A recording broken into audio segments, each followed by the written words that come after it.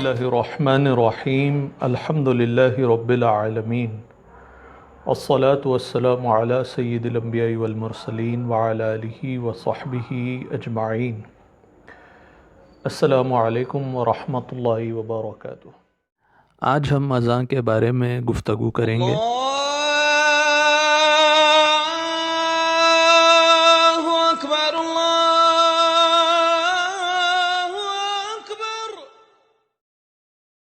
اور اذان کے احکام، شرائط اور سنتیں اور مؤذن کے صفات پر گفتگو رہے گی۔ اذان لغت میں یعنی لینگویج میں اگر دیکھیں تو کسی کو آگاہ کرنا یا اطلاع دینے پر کے معنی میں آتا ہے، اور شریعت میں جب نماز کا وقت داخل ہو جاتا ہے تو ایک خاص ذکر کے ذریعے لوگوں کو نماز کے وقت کے داخل ہونے کی اطلاع دینا اذان کہلاتا ہے۔ اور کبھی نماز کے وقت کے قریب ہونے پر بھی اطلاع دی جا سکتی ہے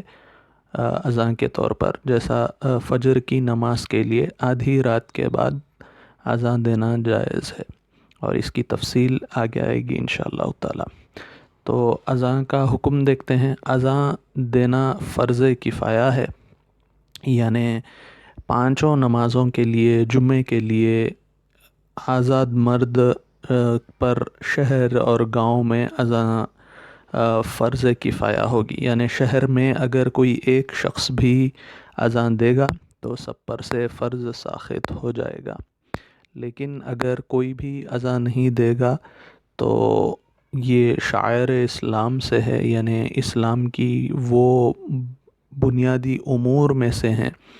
کہ جن کا پورا کرنا، جن کو قائم کرنا لازمی ہوتا ہے، اور اگر اس کو پورا نہیں کیا جائے گا تو جو بادشاہ ہوگا یا نائب ہوگا بادشاہ کا، وہ لوگوں سے لڑے گا اگر سب لوگ اس کو چھوڑ دیں گے۔ تو یہ فرض کفایہ ہے۔ اور اگر نذر اور فرض کفایہ نمازیں جو ہوتی ہیں، جیسے جنازے کی نماز ہے یا عید کی نماز ہے یا کوئی منت کی نماز ہے، تو اس کے لیے اذان کی ضرورت نہیں ہے۔ اور نفل اور قضا نماز کے لیے بھی اذان کی ضرورت نہیں ہے۔ اگر وہ اکیلے ہے یا مقیم ہے یا مسافر ہے تو اس کو بھی اذان دینا فرض نہیں ہے، سنت ہے۔ اور عورتوں کے لیے بھی اذان نہیں ہے، عورتوں کو تو اذان دینا مکروہ ہے۔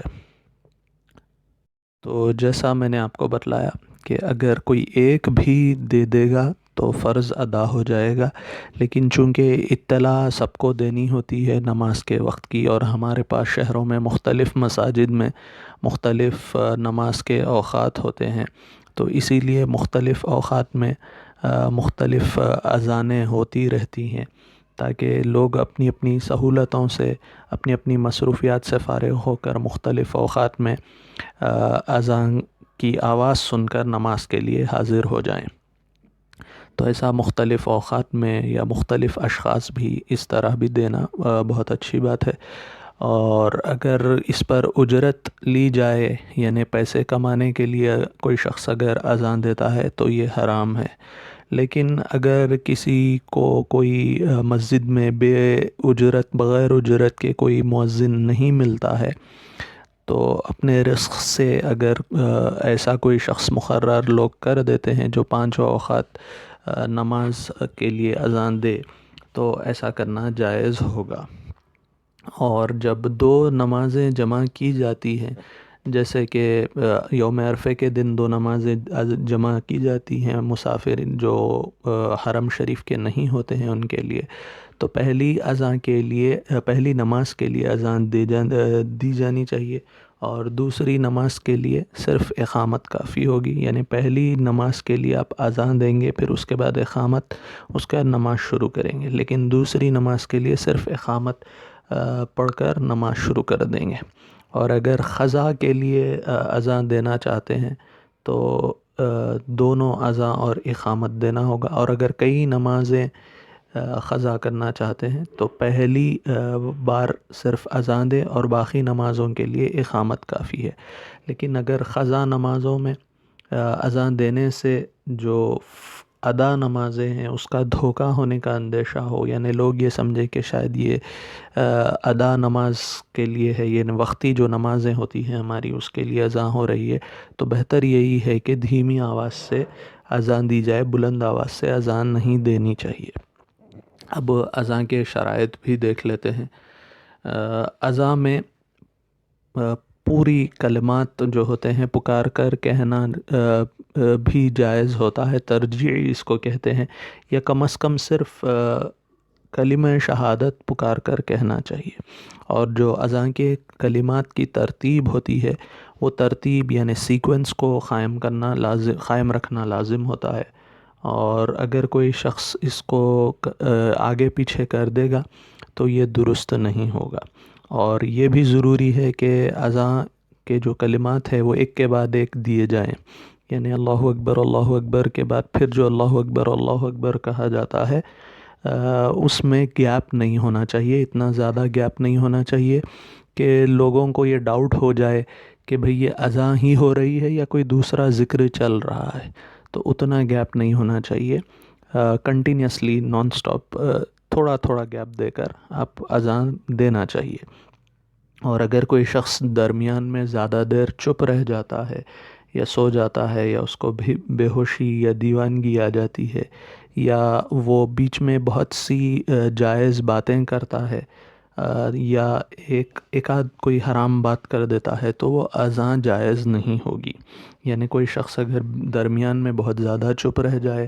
تب بھی اذان جائز نہیں ہوگی، یا درمیان میں سو جائے تب بھی اذان جائز نہیں ہوگی، یا اس کو درمیان میں بے ہوشی آ جائے یا دیوانگی آ جائے تب بھی اذان جائز نہیں ہوگی۔ اور اگر کوئی شخص درمیان میں اذان دیتے ہوئے بیچ میں بہت ساری باتیں کر رہا ہے، پھر ایک اذان کا جملہ ادا کر رہا ہے، پھر باتیں کر رہا ہے، پھر اذان کا جملہ ادا کر رہا ہے، تو ایسی اذان بھی جائز نہیں ہوگی۔ اور اگر اذان دیتے ہوئے ایک بھی حرام بات ہو جائے، کسی کو گالی گلوچ ہو جائے یا جھوٹ ہو جائے، تو ایسی اذان بھی جائز نہیں ہوگی۔ اب اذان میں بلند آواز ہونا رکن اذان ہے، اذان کا رکن ہے۔ اتنی بلند آواز کم از کم ہونی چاہیے کہ جن کو اطلاع دینے کے لیے اذان دی جا رہی ہے ان تک آواز پہنچ سکے۔ اور آج کل تو لاؤڈ اسپیکر استعمال ہو رہا ہے، جس کے ذریعے ایمپلیفائرس ہے، جس کے ذریعے لوگوں تک آواز پہنچ جاتی ہے۔ اور وقت سے پہلے اذان دینا جائز نہیں ہے سوائے فجر کی نماز میں، جیسا میں نے آپ کو ابتدا میں ابھی تھوڑی دیر پہلے بتلایا تھا کہ صرف فجر کی نماز میں نصف شب یعنی آدھی رات کے بعد اذان دینا جائز ہوتا ہے۔ لیکن اس میں بھی یہ خیال رکھا جائے کہ لوگوں کو یہ کنفیوژن نہ ہو کہ ابھی وقت فجر کا شروع ہو گیا ہے، تو اس لیے پہلی جو اذان ہوتی ہے وہ کوئی دوسرا شخص دے، جو نصف شب کے بعد دینے کا اگر کوئی اہتمام کرتا ہے تو پہلے تو اس کو ہمیشہ ویسا ہی اہتمام کرے، تاکہ لوگوں کو یہ ڈاؤٹ نہ ہو کہ یہ فجر کی نماز ہے۔ ہمیشہ اہتمام کرے، پہلی بات۔ اور دوسری بات یہ کہ دو علیحدہ افراد اذان دیں، یعنی پہلی اذان ایک علیحدہ شخص دے اور دوسری اذان ایک علیحدہ شخص دے، تاکہ لوگوں کو یہ اطمینان ہو۔ اور پہلی اذان کی ضرورت اس لیے ہے کہ پہلی اذان کے وقت لوگ یہ اکثر ایسا ہوتا ہے کہ لوگ حالت جنابت میں ہوتے ہیں، تو اگر ان کو اطلاع دینے کے لیے ہو کہ فجر کی نماز کا وقت قریب آ رہا ہے تو وہ غسل وغیرہ کر لیں۔ اور اب مؤذن کے صفات بھی دیکھ لیتے ہیں، مؤذن کو کیسا ہونا چاہیے، یعنی اذان دینے والے کو کیسا ہونا چاہیے۔ اذان دینے والا مرد ہونا چاہیے، عادل ہونا چاہیے، یعنی کبیرہ گناہوں سے بچنے والا ہونا چاہیے، اور صغیرہ گناہوں سے بھی حتی الامکان بچنے والا ہونا چاہیے۔ اور یہ جو عدالت ہوتی ہے، عادل ہونا ہے، اس میں اگرچہ اس کی صرف ظاہری عدالت ہے تو بھی کافی ہے۔ یعنی مثال کے طور پر کوئی شخص ایسا ہے کہ اس کا کوئی ایک آدھ کبیرہ گناہ کا مرتکب ہو اور لوگ اس سے واقف نہ ہوں، اور لوگ یہی سمجھتے ہوں کہ بھئی یہ تو نیک اور متقی آدمی ہے، تو ایسے شخص کی بھی اذان جائز ہوگی۔ لیکن جو شخص جس کا کبیرہ گناہوں کا مرتکب ہونا ظاہراً ہو لوگ اس سے واقف ہوں تو ایسے شخص کی اذان جائز نہیں ہوگی۔ اب کبیرہ گناہ بہت سارے ہیں، زنا ہے، والدین کی نافرمانی ہے، یا سود خوری ہے، یا شراب پینا ہے، تو اگر کبیرہ گناہوں کا مرتکب ہے وہ شخص تو اس کی اذان، فاسق کی اذان درست نہیں ہوگی۔ ایسے ہی عورت کی بھی اذان درست نہیں ہوگی۔ اگر کوئی شخص گانے کے طور پر اذان دیتا ہے یا اعراب میں تھوڑی بہت غلطی کرتا ہے تو اس میں مضائقہ نہیں ہے، لیکن اگر اعراب میں اتنی غلطی ہو جائے، زیر زبر پیش میں اتنی غلطی ہو جائے کہ معنی ہی اذان کے خراب ہو جاتے ہیں تو ایسی اذان درست نہیں ہوگی۔ اور اگر کوئی توتلانے والا شخص ہے تو بہت زیادہ توتلاتا ہے تو اس کی اذان مکروہ ہوگی۔ اور اگر کوئی بچہ ایسا ہے جو ابھی بالغ تو نہیں ہوا ہے لیکن اس کو عقل آ گئی ہے اور تمیز بھی ہے، اس کو اچھی بری چیزوں کی پہچان اس میں ہے، تو اس کی اذان بھی درست ہوگی۔ اب چند سنتیں بھی ہے، جو مؤذن ہوتا ہے اس کو بلند آواز والا ہونا سنت ہے، اور اس کا بلند آواز والا ہونا سنت ہے، اور اس کا امین ہونا بھی سنت ہے، امانت دار بھی ہونا سنت ہے، اور خوش آواز والا ہونا بھی چاہیے اس کو، یعنی وہ جب اذان دے تو لوگوں کو رخت طاری ہو، لوگ دلچسپی سے اس کی آواز پسند کر سنیں، اور اس کو حدث اکبر اور حدث اصغر سے پاک ہونا چاہیے، یعنی نہ اس کو غسل کی حاجت ہو اذان دیتے وقت اور نہ وہ بے وضو ہو، اور اس کو مؤذن کو عالم بھی ہونا چاہیے، بنیادی مسائل جو ضروری مسائل ہیں اس سے واقفیت اس کو ہونی چاہیے، اور اس کا بدن اور کپڑا اذان دیتے وقت پاک ہونا چاہیے، ستھرا ہونا چاہیے، اور قبلہ رو اس کو بلند جگہ پر ٹھہر کر اذان دینا چاہیے، اور منہ اس کو آسمان کی طرف کرنا بھی سنت ہے، یا صرف کم از کم اشہد ان لا الہ الا اللہ اور اشہد ان محمد رسول اللہ کہتے وقت منہ آسمان کی طرف کرے، اور کان میں شہادت کی انگلیاں رکھنا بھی سنت ہے، اور حی علی الصلاح کہتے وقت رائٹ سائڈ چہرہ کرنا، اور حی علی الفلاح کہتے وقت لیفٹ سائڈ چہرہ کرنا بھی سنت ہے، لیکن قدم اپنے پھرانے کی ضرورت نہیں ہے، لیکن اگر مینار پر ٹھہر کر اذان دے رہا ہے تو قدم بھی پھیر سکتا ہے۔ اور فجر کی اذان میں حی علی الفلاح کے بعد الصلاۃ خیر من النوم کہنا بھی سنت ہے، لیکن دیگر نمازوں میں اگر الصلاۃ خیر من النوم کہیں گے تو یہ مکروہ ہوگا۔ اور اذان اول وقت کہنا سنت ہے، یعنی جب وقت داخل ہو جائے، داخل ہونے کے فوری بعد ہی ابتدائے وقت میں ہی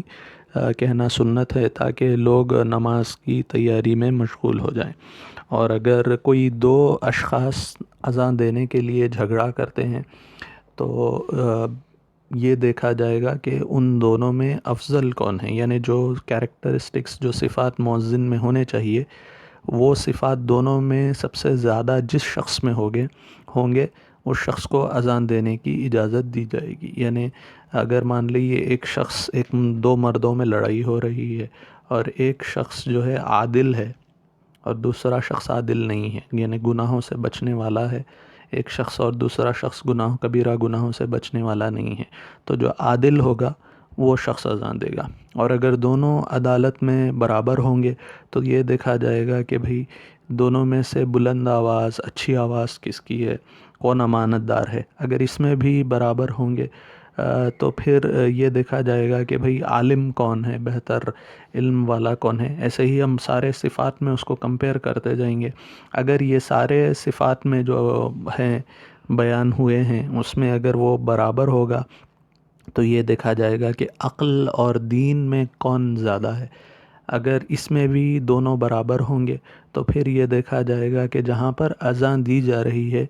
ان لوگوں کا، اس جگہ کے لوگوں کا رشتہ دار کون ہے، ہمسایہ کون ہے، تو جو رشتہ دار ہوگا اس کو اذان دینے کے لیے کہا جائے گا، کیونکہ اذان ان لوگوں کو نماز کے لیے بلانے کے لیے دی جا رہی ہے جو وہاں کے رہنے والے ہیں، تو جو اپنا ہوتا ہے اس سے مانوسیت ہوتی ہے، انس ہوتا ہے، محبت ہوتی ہے، تو اسی لیے اس کو موقع دیا جائے گا۔ اور اگر اس دونوں بھی ہمسایگی میں بھی، دونوں رشتہ داری میں بھی برابر ہیں تو پھر قرعہ ڈالا جائے گا، یعنی لاٹری ڈالی جائے گی، اور جس کا نام نکلے گا اس کو اذان دینے کے لیے کہا جائے گا۔